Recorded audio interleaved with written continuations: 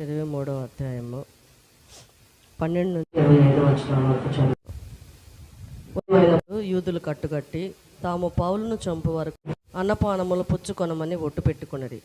ఈ ఊరలో చేరిన వారు 40 కంటే ఎక్కువ. వారు ప్రధాన యాజకుల యొద్దకును పెద్దల యొద్దకును వచ్చి, మేము పౌలును చంపు వరకు ఏమీ రుచి చూడమని గట్టిగా ఒట్టు పెట్టుకుని ఉన్నాము. కాబట్టి మీరు మహాసభతో కలిసి అతనిని గూర్చి మరి పూర్తిగా విచారించి తెలుసుకొనబోవునట్టు అతనిని మీ యొద్దకు తీసుకుని రమ్మని సహస్రాధిపతితో మనవి.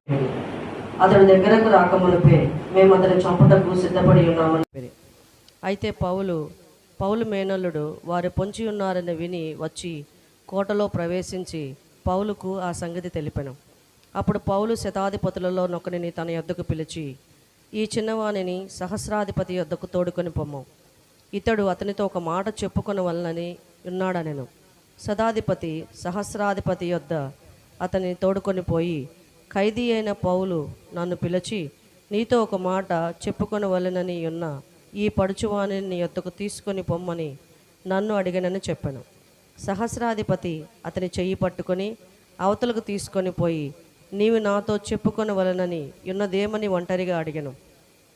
అందుకతడు, నీవు పౌలును గూర్చి సంపూర్తిగా విచారింపబోవునట్టు అతనిని రేపు మహాసభ యొద్దకు తీసుకుని రావాలనని నిన్ను వేడుకొనుటకు యూదులు కట్టుకట్టి ఉన్నారు. వారి మాటకు నీవు సమ్మతింపవద్దు.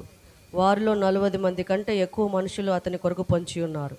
వారు అతని చంపు వరకు అన్నపానములు పుచ్చుకొనమని ఒట్టు పెట్టుకుని ఉన్నారు. ఇప్పుడు నీ యొద్ద మాట తీసుకుని వలనని కనిపెట్టుకుని సిద్ధముగా ఉన్నారని చెప్పాను.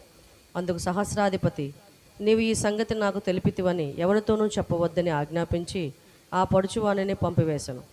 తర్వాత అతడు శతాధిపతులలో 2 తన యొద్దకు పిలిచి, కైసర్య వరకు వెళ్ళుటకు 200 మంది సైనికులను, 70 మంది గుర్రపు రౌతులను, 200 మంది ఈటెల వారిని రాత్రి 9 గంటలకు సిద్ధపరిచి పౌలుని ఎక్కించి అధిపతి అయిన ఫేలిక్స్ వద్దకు భద్రముగా తీసుకొని పోవుటకు గుర్రములను సిద్ధపరచుడని చెప్పాను.